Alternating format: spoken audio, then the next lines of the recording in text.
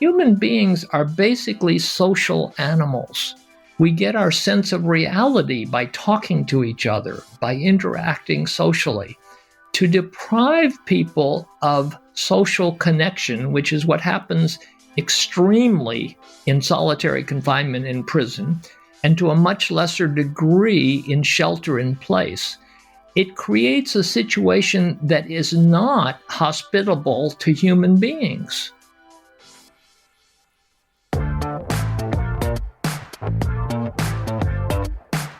Hello and welcome to the BBXX podcast, Let's Get Intimate. I'm your host, Sasha Laurie, and we're here to challenge the way our culture has conditioned us to talk and think about sexuality, intimacy, and healthy relationships. To question everything, to embark on a journey of self-understanding, and to begin to rewire some of the backwards thinking that we've absorbed from the subconscious influences that have shaped us all. Our hope for you, and for myself, and for all of us here at BBXX, who are on this journey with you every day, is that through a better understanding of our own identity, of who we are, and why we are that way, we can form deeper connections with other people and live healthier, more fulfilling relationships as a result. Join us as we change the conversation and the culture surrounding intimacy and relationships. And remember that better relationships equals a better life. Dr. Terry Kupers is a psychiatrist with a background in psychoanalytic psychotherapy, forensics, as well as social and community psychiatry.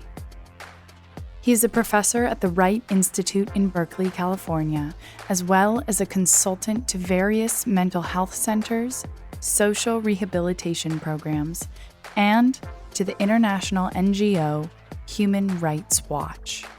His forensic psychiatry experience includes testimony in several large class action litigations concerning jail and prison conditions, sexual abuse, and the quality of mental health services inside correctional facilities. Today's interview with Dr. Kupers is by no means meant to compare what we are all currently experiencing in quarantine with the extreme conditions that one experiences inside a correctional facility, let alone within solitary confinement. However, this interview is meant to serve to give us all a bit of perspective and to use such extreme circumstances and Dr. Kupers' fascinating work to help us better understand a bit more about the human condition and perhaps a new lens with which to understand ourselves, each other, and the world.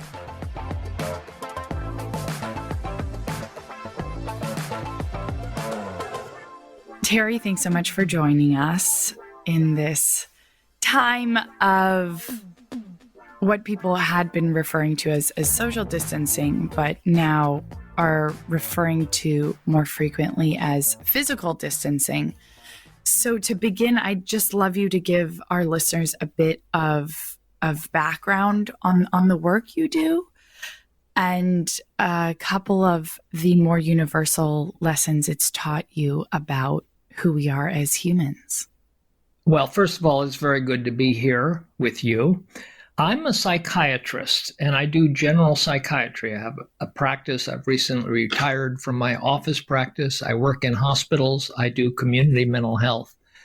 As one aspect of my work, I serve as an expert witness, often in class action lawsuits. That is, all of the prisoners in a jail or a jail system or a prison system sue because of a violation of their rights, either the Eighth Amendment, cruel and unusual punishment, which is supposed to be prohibited, or the Americans with Disability Act, because there's a huge proportion of prisoners with serious mental illness.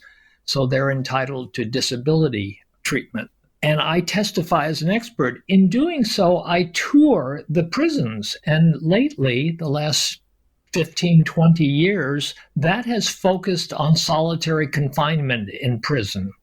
The reason for that is that solitary confinement has been used widely in the United States in jails and prisons, and it causes a great amount of psychiatric damage. So I go into solitary confinement units, I interview a large number of prisoners, and I assess the damage and come and tell the court about it. And then the court decides whether there's an Eighth Amendment violation. As part of that work, I publish reports on my work. I have to keep prisoners anonymous. I can't violate the confidentiality or the privilege connected with a lawsuit. So I make the cases anonymous, but I report on my cases. And I've written several books, the last being Solitary, which the subtitle is The Inside Story of Supermax Isolation and How We Can Abolish It, by the University of California Press. And there I summarize a lot of my experience and my conclusions from that experience. And what would you say some of the biggest conclusions, perhaps some of the more obvious, but one of the more surprising ones might be from that book and that compilation of your work? Well, the turn in this country towards solitary confinement in jails and prisons occurred in the late 1980s.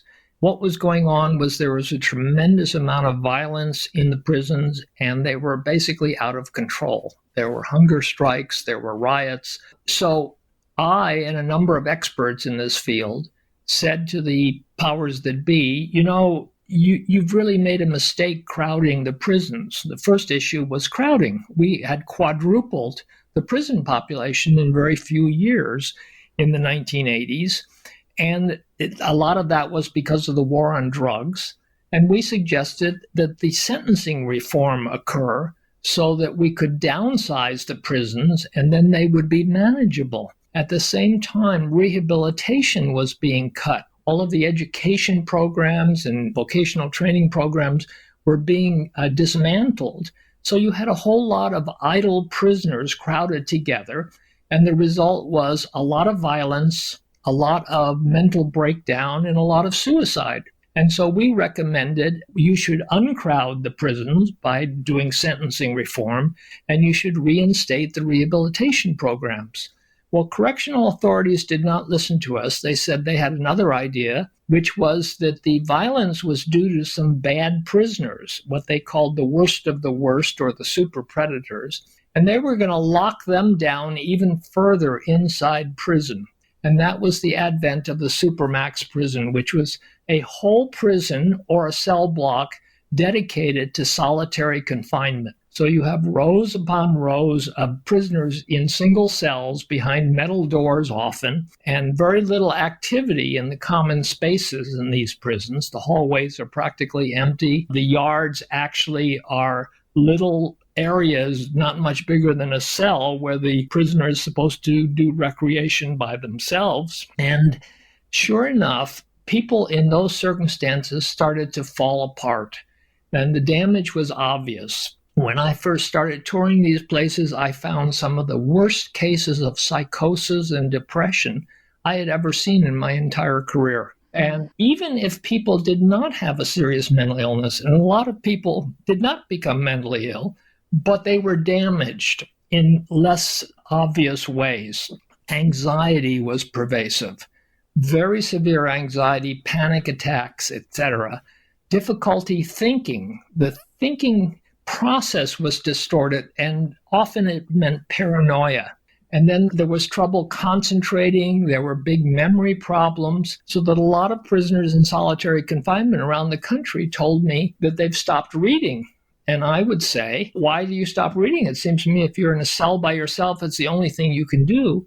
And they would say, yes, but I forget what I read the page before, and it just becomes chaotic. Despair was very widespread. People became depressed. Suicide occurred incredibly often. The suicide rate in prison is approximately twice what it is in the community at large. But 50% of successful suicides in American prisons occur among the 3 or 5 or 7% of the prisoners who are in solitary confinement at any given time. So suicide is a very, very big problem. I think there's a causal relationship, and that creates a mental health crisis in our prisons, which goes on to this day. So in all these ways, all the prisoners in solitary confinement are damaged. People who have a mental illness, for instance, schizophrenia, bipolar disorder, or major depressive disorder, their mental illness is exacerbated.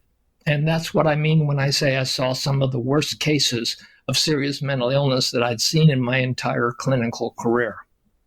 Yeah, and I actually wanted to ask you, when you go in and talk to these people who are under such extreme amounts of stress, I think most of us can only very lightly, theoretically imagine what it's like. But I'd love for you to kind of paint a picture of what it's like talking to somebody there. Because on one hand, I wonder if they try and cover up their feelings or play tough, how much they reveal to you, how raw and authentically you're able to really get a perspective on where they're at and their struggle. Well, that's a very good question. Typically, I get a very clear picture of what happens for them, both their daily routine, their immediate experience, and their thoughts about the whole process. I am an expert for their attorney.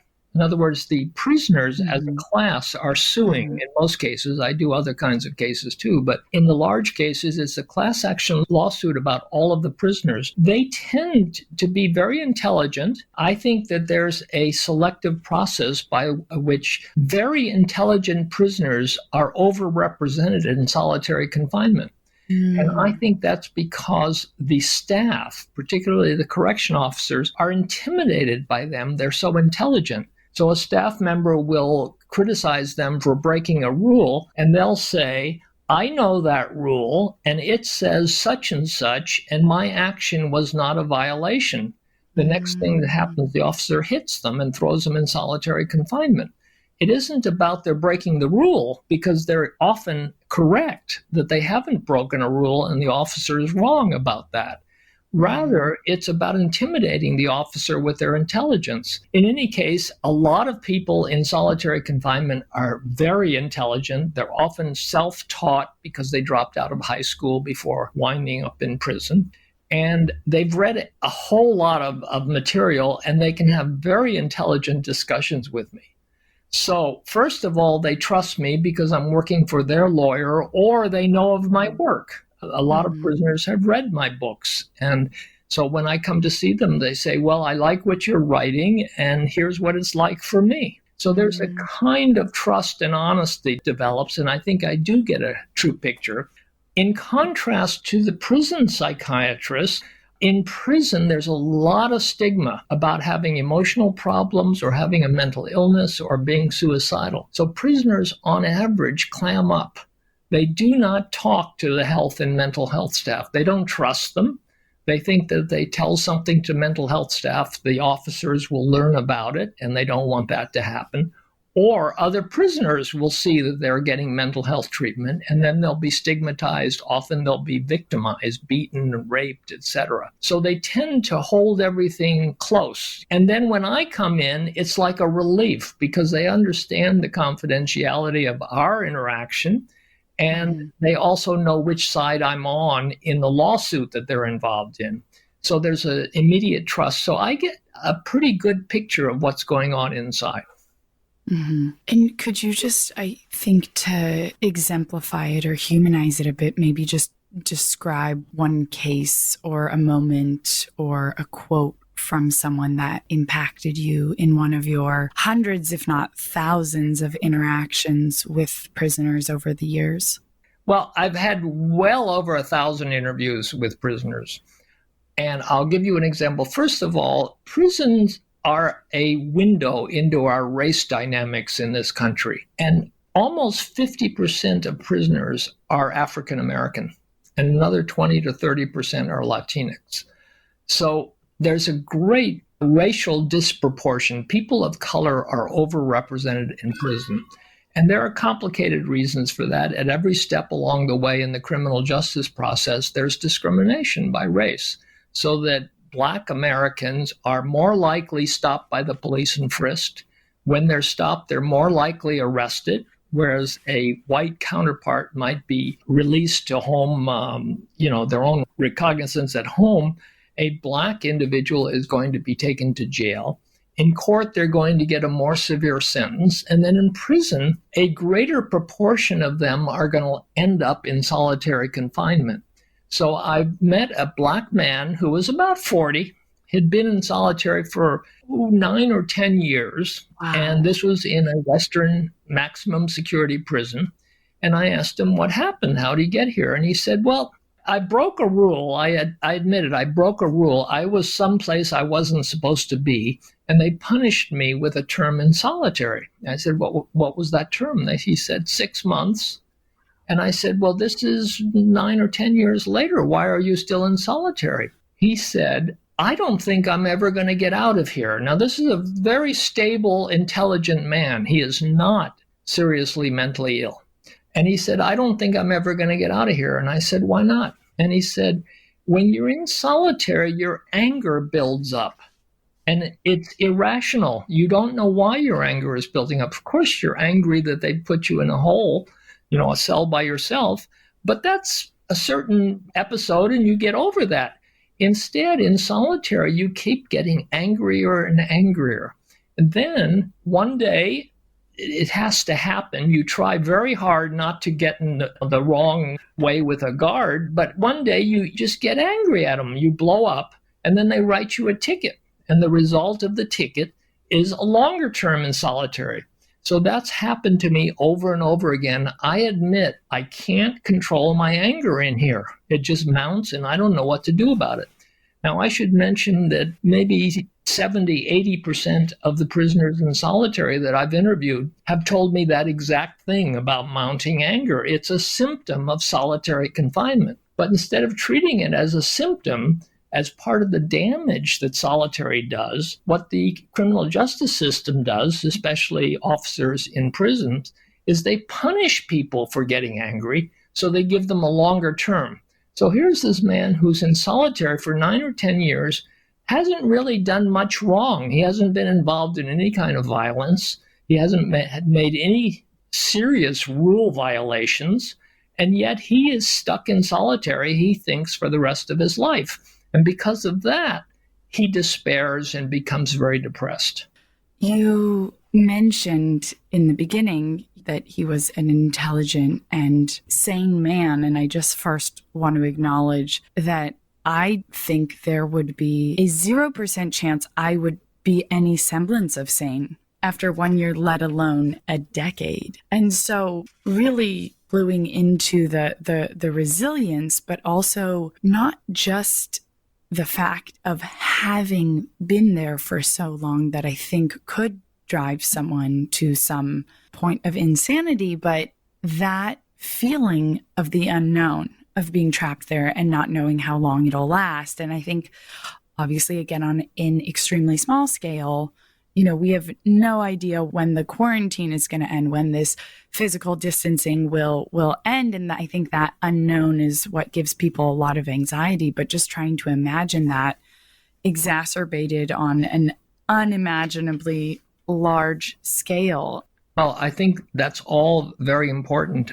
I want to make a distinction first, that solitary and confinement in prison is a whole other magnitude of damage psychologically. The prisoner has absolutely no control over his life. Things are being done to him or her, and a solitary is sort of the worst of it, or although a lot of prisoners die because they're beaten to death by officers and such. And it's often because they stand up for themselves. In prison, you're supposed to be compliant, and the officers demand total control over the prisoners. If a prisoner talks back to an officer, I gave the example of the prisoner being correct about what's in the rule book and defending themselves and saying, I didn't break a rule. The rule is such and such. I did such and such. Mm-hmm. And using logic, the officer is very likely to beat them. And the beatings can get pretty vicious, particularly if a prisoner does let his anger get the best of him and he attacks an officer. A whole bunch of officers are going to swarm in and really beat him, and I've seen a lot of people die in that kind of situation. So the extremity is just a whole other order of magnitude in the prison, which we're not experiencing out here. Yes, it's true. Sheltering in place is a form of isolation, and it has a lot of negative effects, potentially. Also, there are a lot of ways we can counter those negative effects, and in a lot of ways we can learn from prisoners in doing that. But we should not equate sheltering in place with solitary confinement in prison.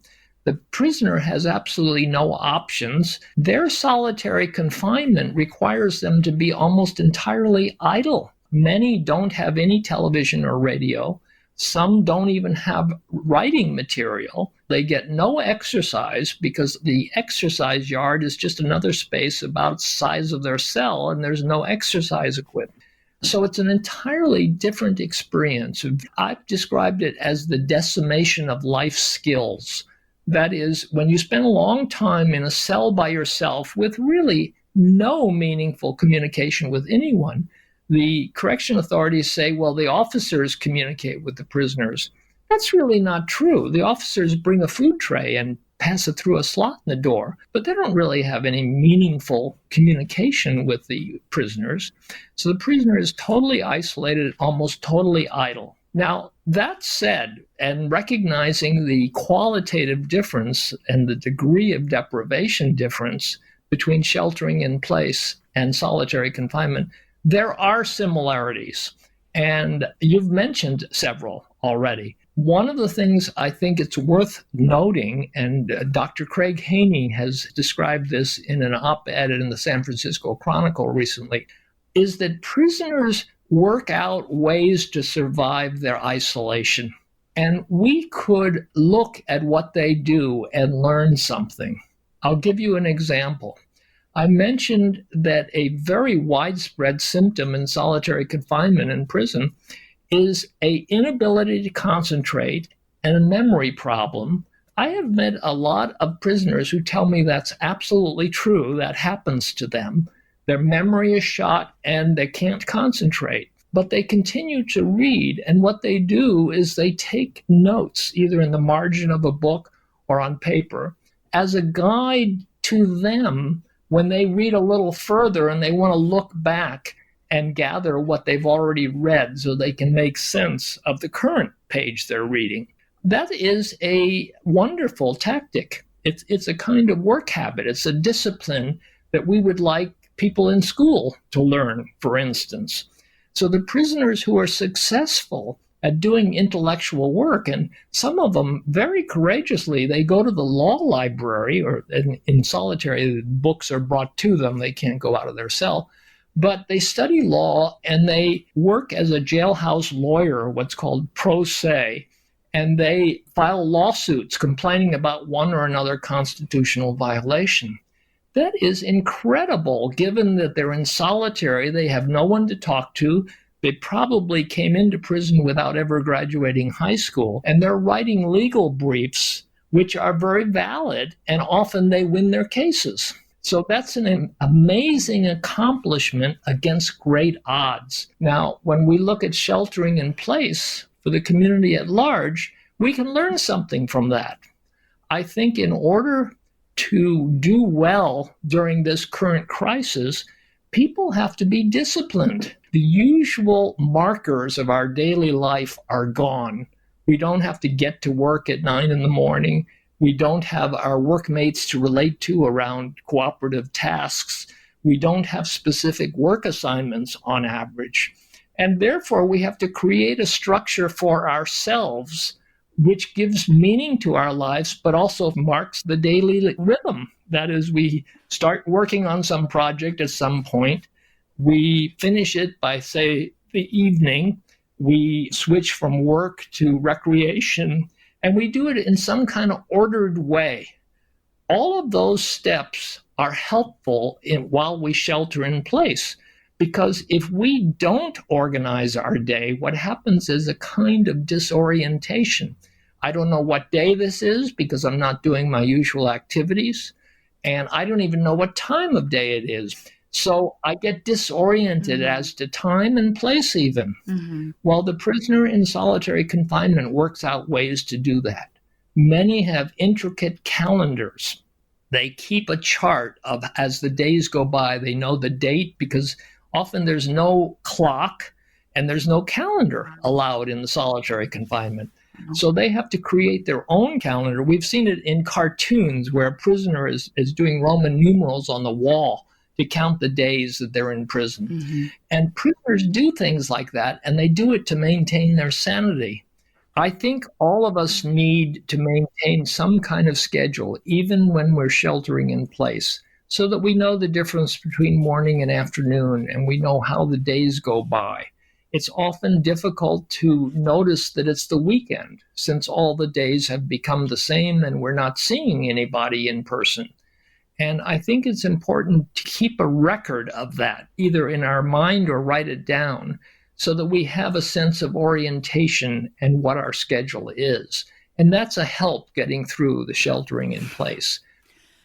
And in terms of, it's interesting because the expression goes, time flies when you're having fun, but in some of the reading I've done, and I can't cite any specific studies off the top of my head, but that it actually goes a bit differently than that. And if you don't have this sense of time, if we spend a lot of days doing the same thing, or if we don't have, when you're busy, when you're having fun, when you're doing a lot of things, when you look back, time might fly faster in the present moment. But when you look back, you have these landmarks, okay, this happened that weekend. The following weekend, I remember I went on this trip or to this birthday party or this hike.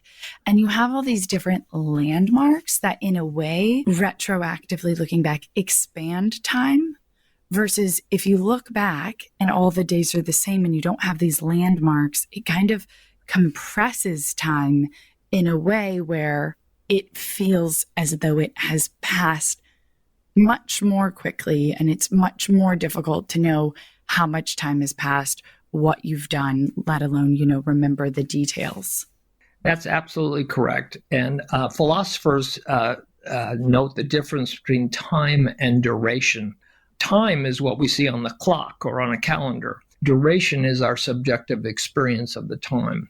In psychiatry, we are very concerned about orientation. When we do a mental status examination of a patient, we want to know how is their orientation? Do they know what day it is? Do they know what time it is, etc.?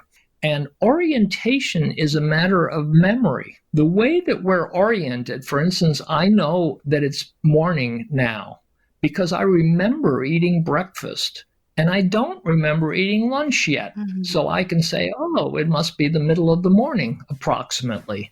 Our orientation as to place and time depends on our memory, just as you described, of past events. When the past events get blurred together, which is what happens in sheltering in place or in solitary confinement in the prison, there's a disorientation that results. And the most successful prisoners, and I think the most successful of us out in the community sheltering in place, have some actual mechanism, some method for continuing to be oriented.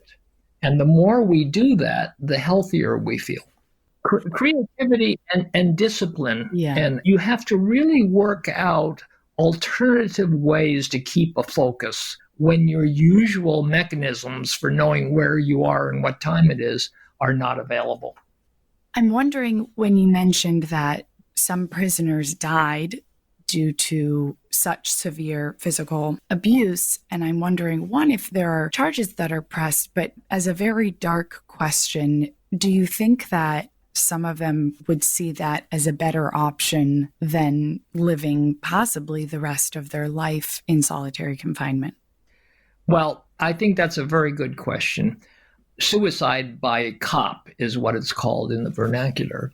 And that is, some people, and I think it's relatively rare, but some people will get themselves into some kind of altercation with the police, and it can be the correction officer in prison, and thinking that this is going to get me killed, and that's a good way to commit suicide. As a very rare phenomena, more often the suicide is just about despair, just about a sense that there's nothing in the future for me. I'm never going to get out of here, and there's nothing I can do to change my situation. All of that are sort of the elements of despair. When we treat depressed people in psychiatry, part of the depression is seeking isolation. So the depressed person stays in their room or buries themselves in their bed or won't come out of the house. They isolate themselves. It's a symptom of the depression. And what we do in treatment in psychiatry is we try to counter the tendency towards isolation. For instance, on a hospital ward, if the depressed patient wants to stay in their room and keep the light off and be in the dark all day, we go and gently encourage them to come out of their room and join the ward activities, to either watch television with the other patients or join the group therapy that's going on. And the reason is because we have to counter the isolation in order to treat the depression. Human beings are basically social animals. We get our sense of reality by talking to each other, by interacting socially. To deprive people of social connection, which is what happens extremely in solitary confinement in prison, and to a much lesser degree in shelter in place, it creates a situation that is not hospitable to human beings. So just like in treatment, we try to counter the tendency of the depressed patient to isolate themselves. In the sheltering in place, we want to encourage all social activity. You mentioned social distancing versus physical distancing. And it's really physical distancing because we don't need to be socially distant. We have ways on the outside in the community to maintain our social connection with others. And I think people need reminders that it's important to do so. So, for instance, watching television, which is a passive activity, but you find out what's going on in the world. Or telephone and Zoom encounters. Zoom encounters are very popular among those who have a computer. Keeps you in touch with other people. And that's one of the ways that sheltering in place is just qualitatively different than solitary confinement in prison. The person in solitary doesn't have those options and is drastically isolated. But while sheltering in place, those of us out in the community don't need to be isolated. The ways to connect with other people can be somewhat artificial. A Zoom conference is not the same as an in-person interaction, but it's better than nothing, and it keeps us socially connected. Mm-hmm. So that's very important. That's what's missing in prison, and that's why so many suicides occur among people in solitary confinement. In some of the other interviews we've done, some of our guests have talked about any trauma from earlier in life, or in the case of PTSD, or in general, how connection is the strongest healing mechanism. And so when we did an interview about addiction, and there were countries such as Portugal who implemented, rather than directly drug-related rehabilitation programs, they created programs that gave people connection and a sense of purpose. So whether it was connection to other people in terms of community building, or connection to a purpose or an existence outside of their current experience in helping them start a business or do meaningful work. And so really just reiterating that human need for connection, and also the need for connection as a healing mechanism and the power of that.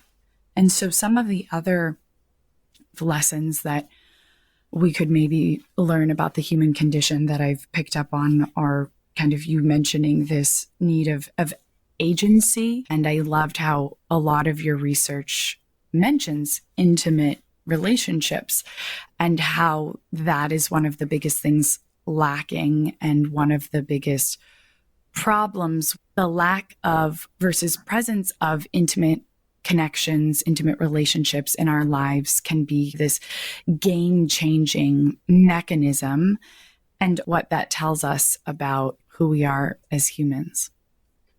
Well, I think you've outlined this important topic very well. In psychiatry and psychology, we talk about two key concepts in all of our theories about how people work. One is attachment, and the other is trauma, and they're interrelated. Attachment is the ways that we typically and repeatedly relate to other human beings. And it starts with the mother-infant and parent-child relationship. Is it a good relationship? One of the elements of a good relationship is mutuality, caring, empathy, that kind of thing. And that creates an attachment pattern where both parties to the attachment have agency. That is, the child can initiate various things with the parent. For instance, the baby can cry when the baby is hungry or has a wet diaper, and the mother responds.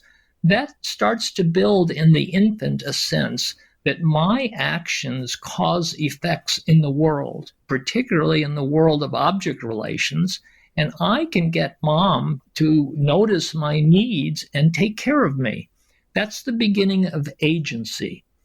Trauma happens all along the way. That is, there are things that happen to us that are large, that are maybe life-threatening, that cause severe emotional reactions.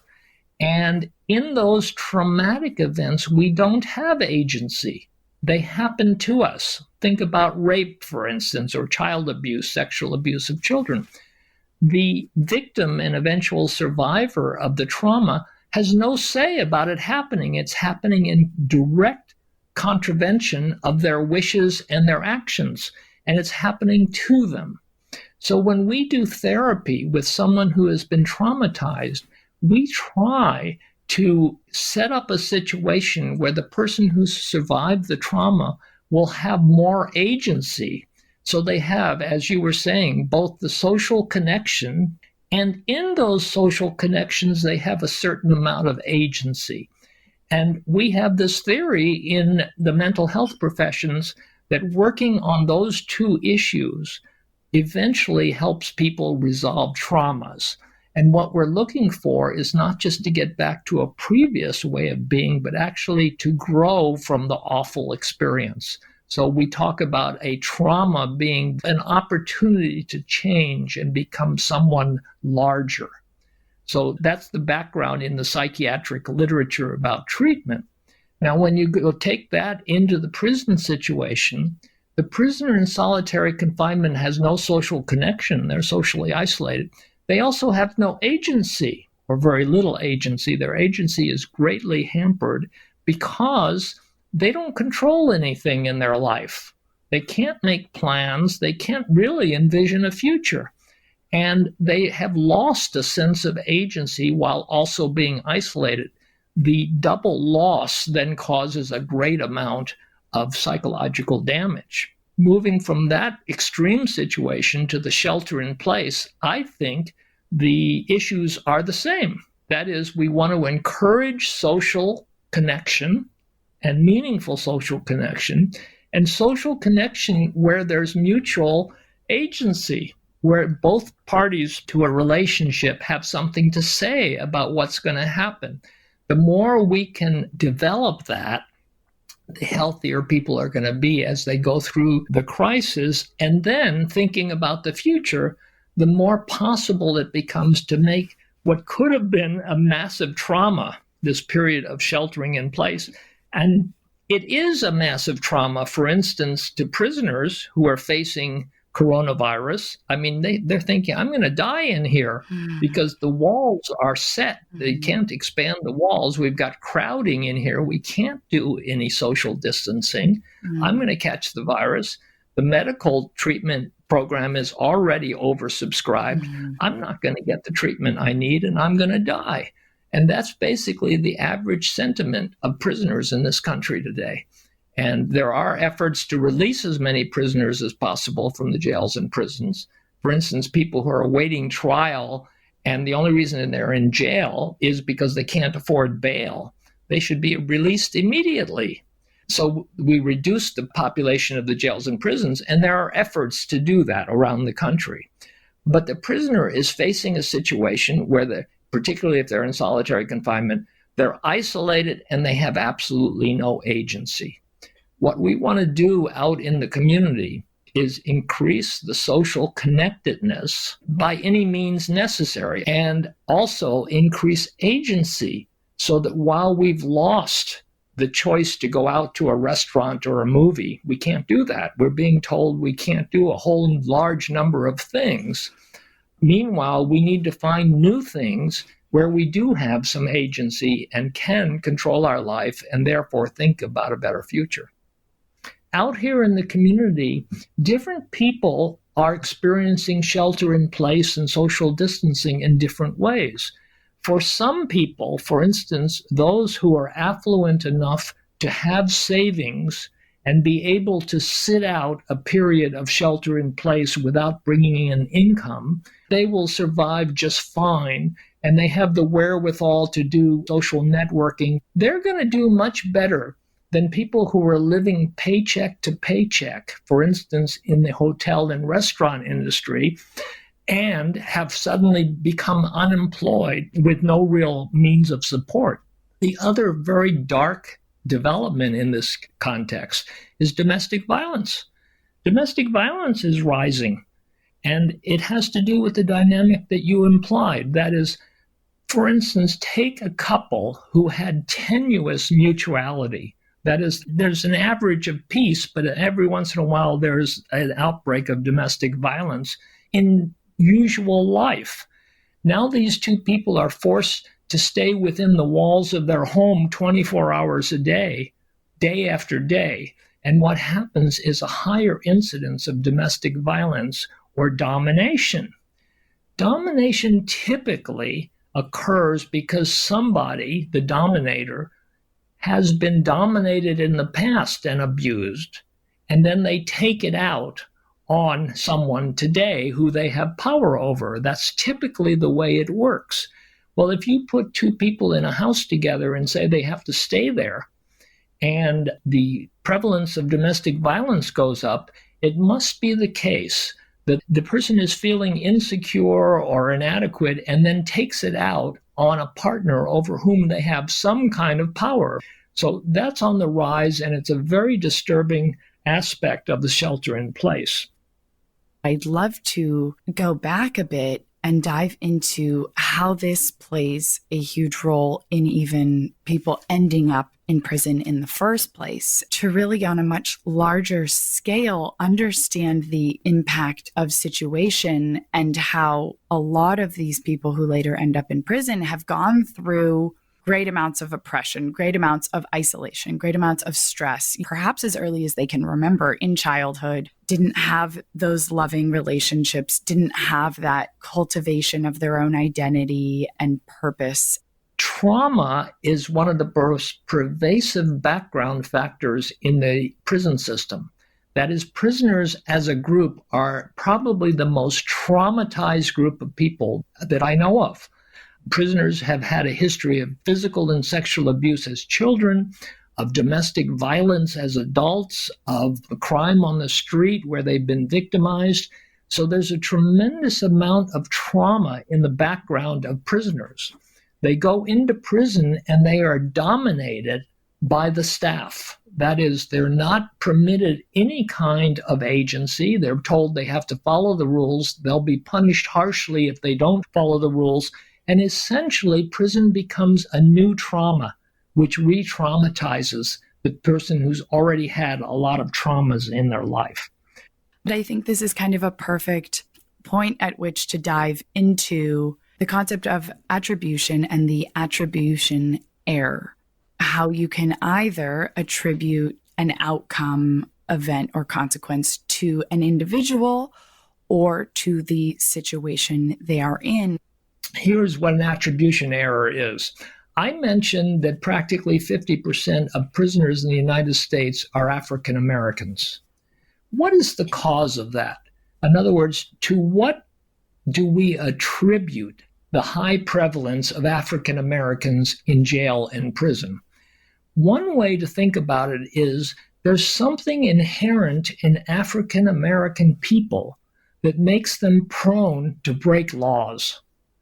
The conservative political view includes that proposition. It's called racism. There's something about African Americans that makes them prone to violence or crime. Now, another explanation is there's something in our society, for instance, structural racism, which puts African Americans at a disadvantage in our criminal justice system. So the reason that we have practically 50% of prisoners being African American is not that there's some quality in African American people that makes them prone to crime. Rather, there's something very biased and discriminate in our entire social system, but particularly the criminal justice system, which lands people of color behind bars. And indeed, there is. If we watch the way that the police operate, where they concentrate their stop and frisk, and the way they treat people, they treat African Americans, particularly low-income African Americans, much more harshly, as will the courts, and the African American people are going to get harsher sentences, and then in prison they're going to have a harder time and more likely end up in solitary confinement.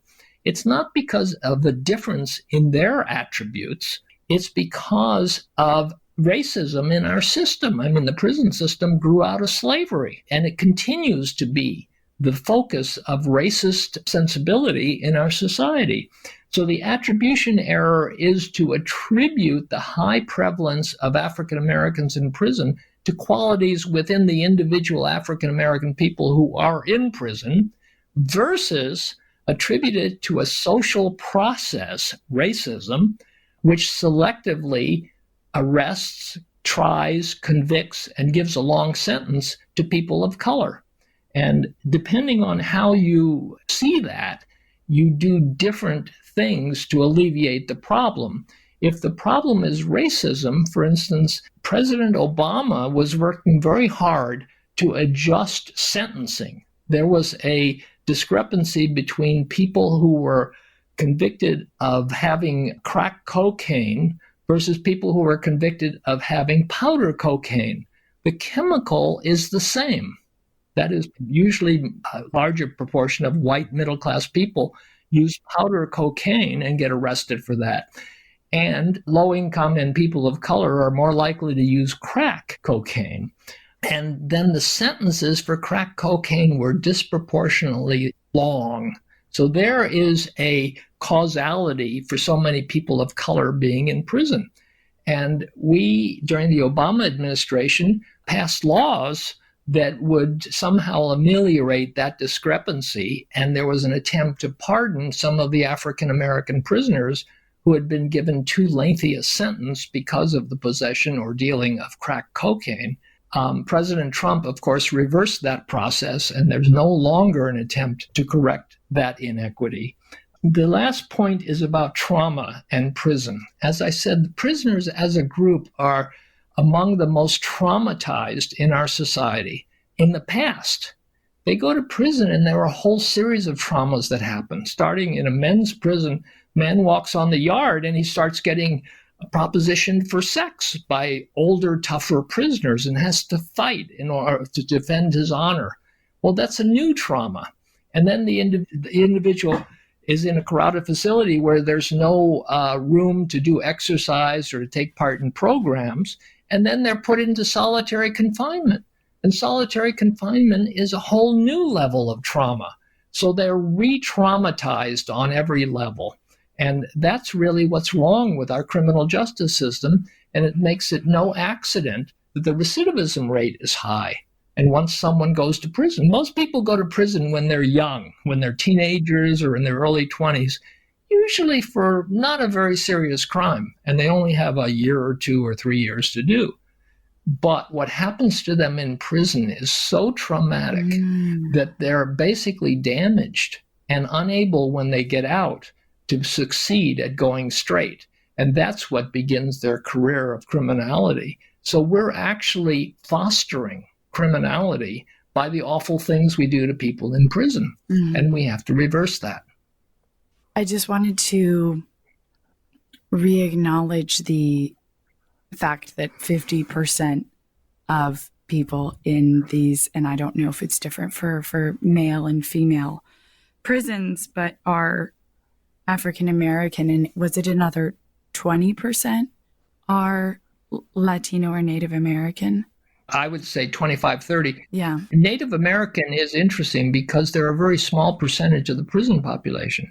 However, there's a disproportionate percentage of the Native American population that is in prison. Yeah. So while they're a small percentage of the prisoners, it's a huge percentage of that community.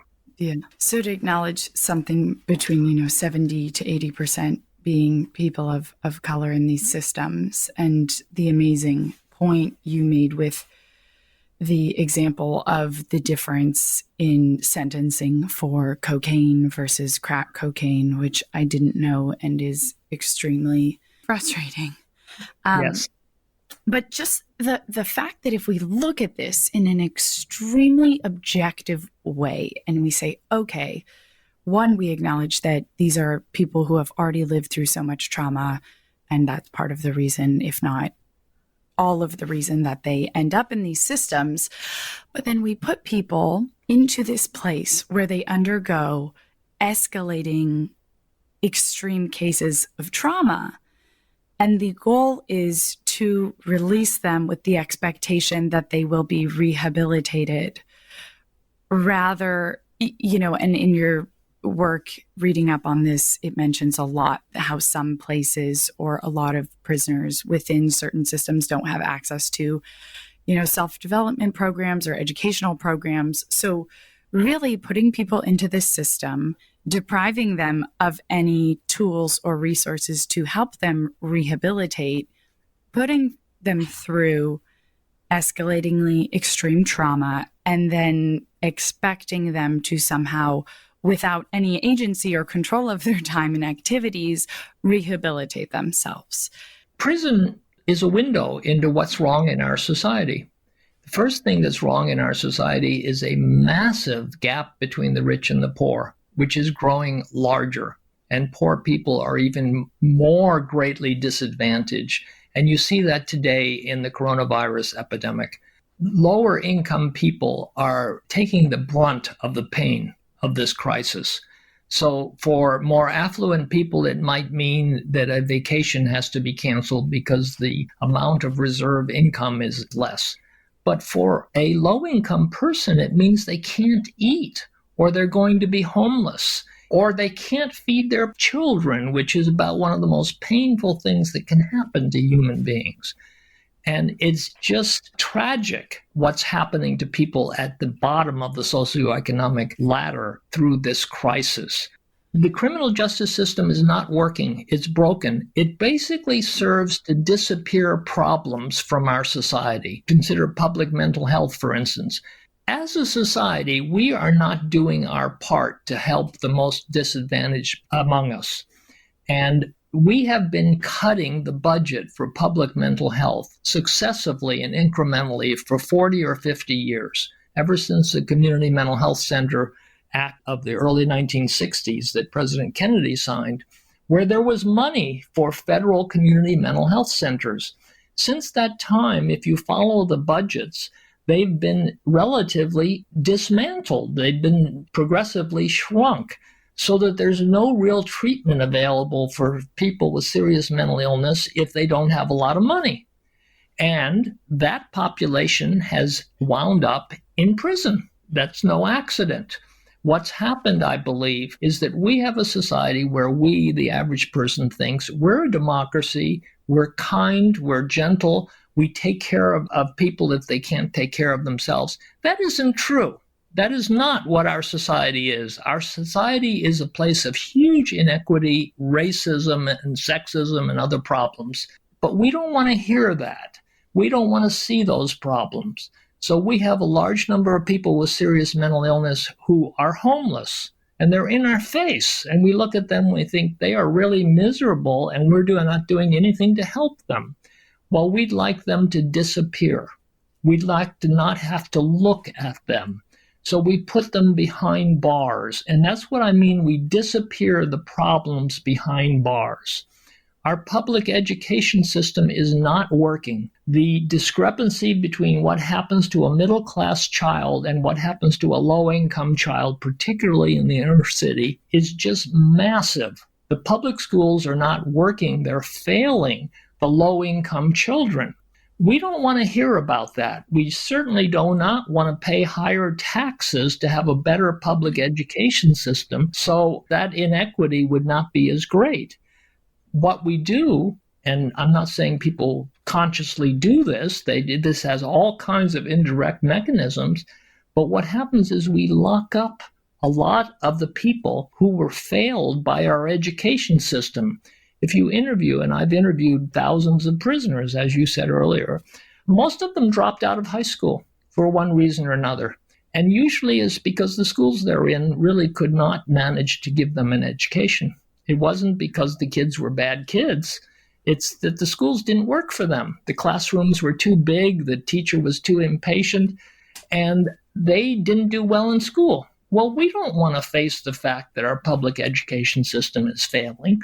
So they end up in prison, and we say good riddance. The way we say that is lock them up and throw away the key.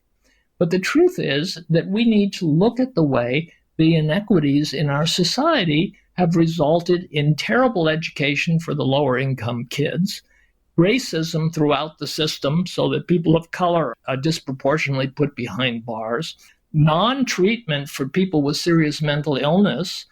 All of these things are social responsibilities. We should be doing everything we can to build a meaningful public education system instead of dismantling it as we've been doing.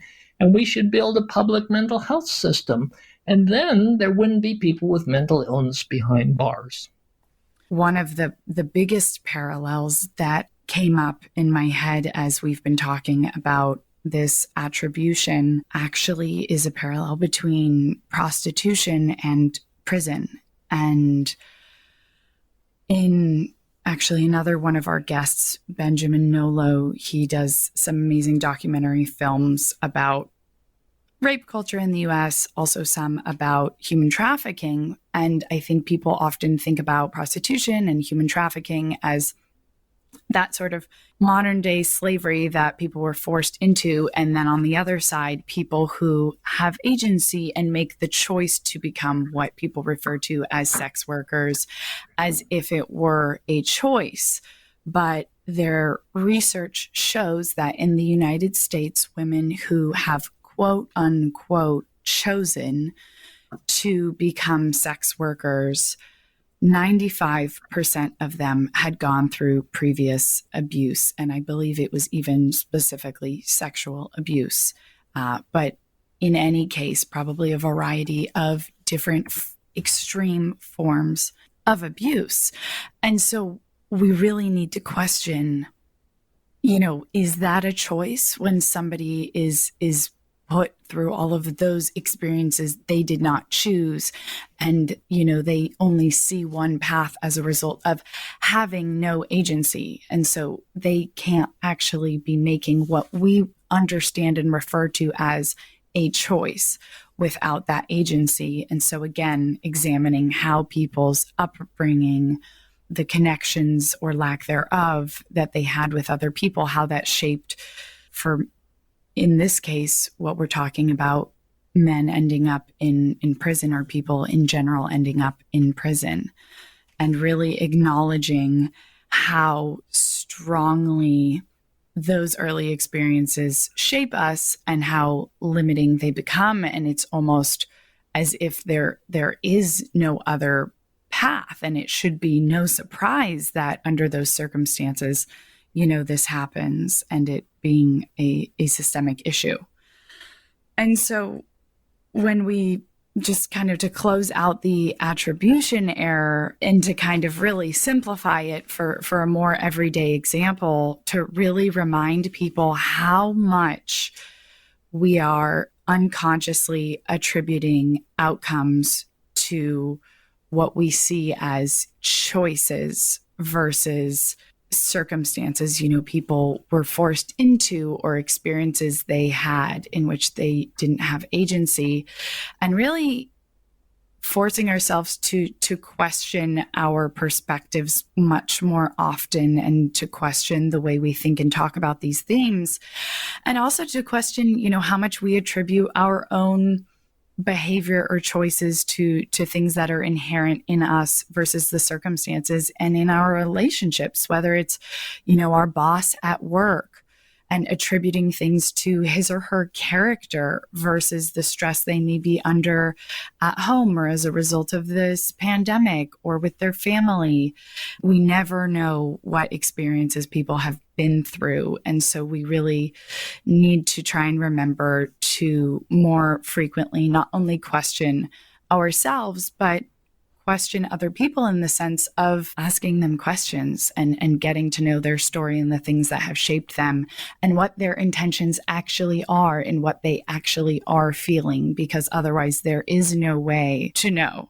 Well, you've touched on a bunch of very important themes. I totally agree. Attribution error is another way to describe what Hegel called the master-slave dialectic. And certainly this applies with sex workers, with women in prison, a certain proportion of whom are arrested for sex working. And when you talk to them, you do find a huge amount of trauma, including sexual abuse and domestic violence, in their background. When we look at that, one way to look at it in terms of social attribution would be, what are the opportunities for these women, who tend to be low-income women, who don't have a lot of a chance to succeed in the everyday job world? And we don't want to look at that, so we blame these women for having some kind of moral turpitude or something like that. What Hegel said was that there are two groups, the masters and the slaves in society, and he meant this in an abstract way, symbolic in terms of our relationships with other people. Some of us are masters, some of us are slaves in different contexts. And he said there's a difference in the knowledge of the master and the slave. The master wants to believe that the way things are is natural and the way things should be. Their being in a position of master has to do with their merit and their good work and their accomplishments. And they don't want us to know anything that contradicts that kind of perception of reality. The slave lacks education, but is trying to figure out what's going on. And in terms of eventually really understanding our society, the master is hopeless, because the master is so set on defending the worldview that justifies the master status. The slave merely has to gain an education and gain some power in society in order to be able to see how it really works. So the future belongs to the slave, who is going to be able to perceive reality once we adjust for the inequity that led to their not having an education. That's Hegel's master-slave dialectic, and that's very true today. And what we have, the criminal justice system, as an example. People don't want to know what's going on in prison, and they certainly don't want to do anything about it. So right now we have a major, major crisis where I think a whole lot of people are going to die in jail and prison from coronavirus. And it's a reflection of the inequities of our society, of the racism in our society. Disproportionately, there are people of color who are going to die in jail and prison. We don't want to see it. We don't want to look at that. We don't want to put the necessary resources into alleviating that problem, and therefore we want to just deny that it's going on, or say it's their own damn fault. They're bad people, they're heinous criminals, and we don't care about them. That keeps us from having to challenge just how equitable and how free of racism our society is. If we really take a serious look at what's going on here, the jails and prisons are a reflection of racism, structural racism in our society, and also class inequity. And we should be doing all we can to alleviate that. Instead, as a society, we're doing tax cuts for rich people And we're keeping low-income people from voting around the country. So that's the reality of our inequity and our racism in our society. And I think it's time we take a serious look. The way the coronavirus crisis gives us an opportunity, as I said, in psychiatry, we look to find the opportunity in the trauma, in the wake of trauma. And I think what's happening today is that people are kinder to each other because of this shared crisis we have. You can feel it on the street as you're walking across the street to avoid someone so you can comply with social distancing. There's this shared view that we together are facing a crisis and we're working out the best way we can to do that. People are being released from jail and prison. Not enough by any means. There need to be, California, the Department of Corrections announced they would be releasing 3,000 people. They need to release 40 or 50,000 people today, and they're not doing that. But they're releasing some people. Now, the question after the crisis is over is, if it was safe to release these people while the coronavirus was going on, if the safety of the community has not been compromised, and it's not being compromised by those releases, then why do we have so many people in prison in the first place? And what we need to do is decarcerate. We need to get a whole lot of people out of prison. The United States has 5% of the world's population and 25% of the world's prisoners. It's just massive over-incarceration, and we need to decarcerate drastically. If people would look at their situation and see how they've been in denial about the inequities in the criminal justice system, I think there would be a positive support for that idea.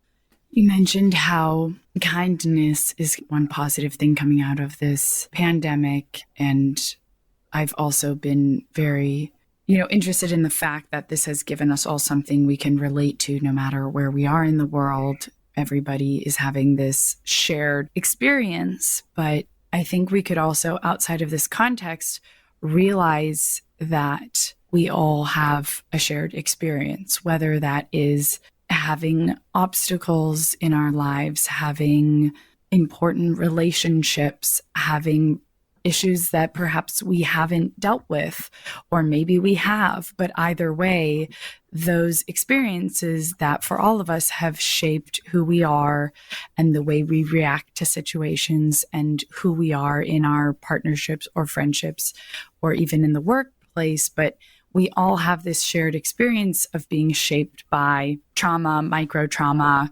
happy moments, accomplishments. We all have the shared experience of being humans who need these close relationships, who, need a sense of purpose and agency, and who also need other people to help shape who we are. And so as we get ready to close out the interview, I really wanted to touch on this aspect of how others help give us a sense of self and how much it is that presence or relationships with others, either in the real world or the lack thereof in the context of prison, but how important that is in shaping our identity. Well, I think that's all very important thinking.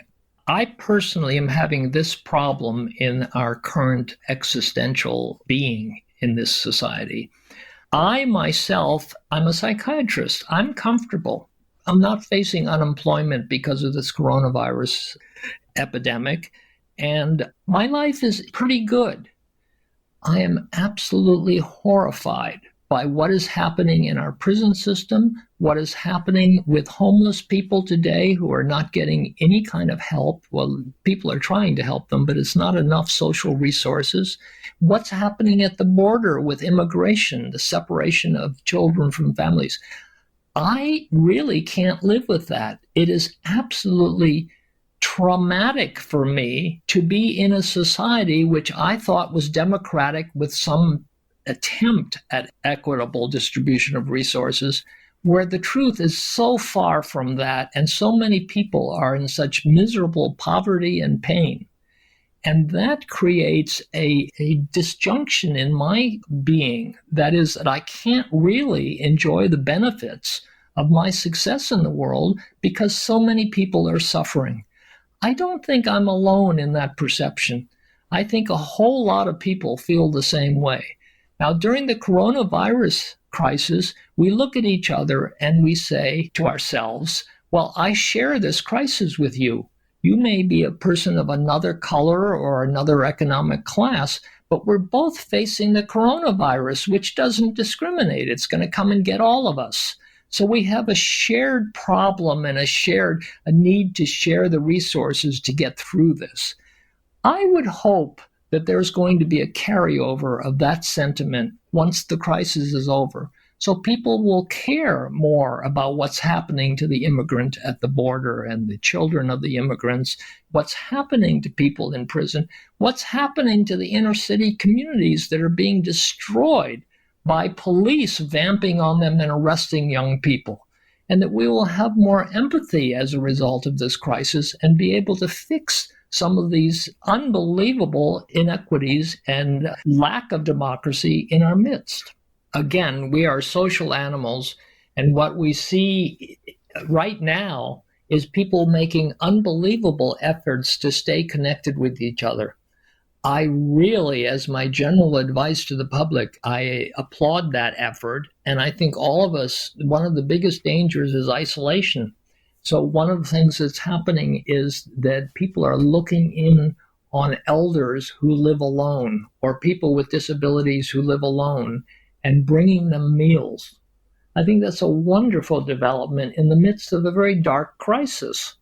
So we should be looking to those improvisations that we're doing in order to help other people and therefore make our social relationships more real, more kind. And I think people are doing that, and the trick is going to be to continue that after the crisis is over. Well, thank you so much for your time and for joining us to share your work. Thank you. It's been a pleasure talking with you. Thank you so much to each and every one of you for tuning in to listen to our show. If you like what you learned and you know someone who might also like listening, please do share this podcast. You can also feel free to reach out to us anytime if you'd like to submit questions, requests for experts to have on the show, or if you'd like to share your positive feedback or constructive criticism. We'd love to hear what you think. It's the only way we can learn and grow along with you. Be sure to check out our website, follow us on Instagram at bbxx.world, and subscribe to the book club newsletter, where we send out even more resources to help you dive even deeper to the topics that we bring to you on the show. Once again, we encourage you to take what we discuss on this show and apply it in your everyday life. Because remember, better relationships equals better life.